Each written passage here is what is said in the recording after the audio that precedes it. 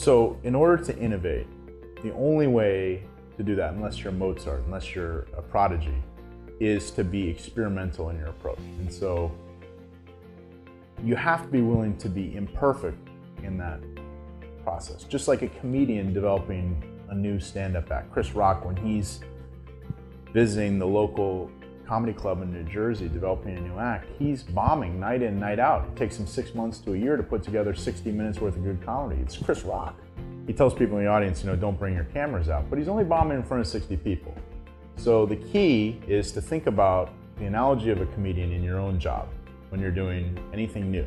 And you have to realize, if you believe in an idea, which you have to in order to get it across the finish line, in order to get through the difficulty that comes along with having to be imperfect. And I don't like the word failure, because Chris Rock isn't failing. He's failing if he's on the big stage with a really bad act. So he's trying to prevent that risk by learning and solving all the problems on a small scale where it's safe.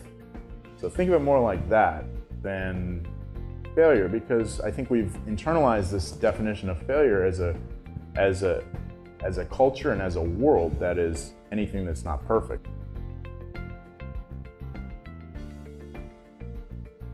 The mindset is anything that's not perfect, anything that will confront some amount of criticism shouldn't be done.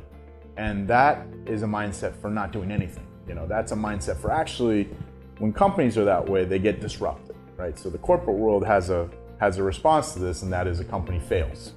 Well, the government is vulnerable to the same exact problem unless it starts to shift the culture, and the Army's done this. The Army's the trailblazer on this, because during the Cold War, the Army could just have a set of what they call doctrine-approved solutions. They can just have a manual that they gave and taught soldiers at West Point all the way through. They said, if you were going to be driving a tank, you do this, this, and this.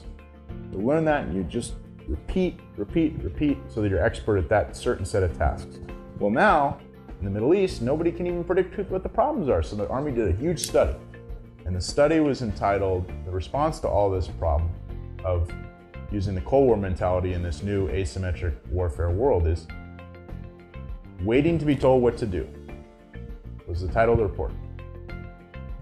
And so their response has been to completely reformulate their training at West Point, so that, as the person who's led that effort, Colonel Casey Haskins describes it, we have to make it cool to fail. That is, we have to make it cool to struggle through problems, right? I mean, this is, after all, what we're taught to do. When you're kids, when you're born, you learn something that's hot by touching something that's hot, and you learn through this series of what I call little bets of how to be a person in the world. And so we're wired this way. It's biological, and people are learners. It's just that we have all these rigid structures that have both the educational level and the cultural level stifled that creativity.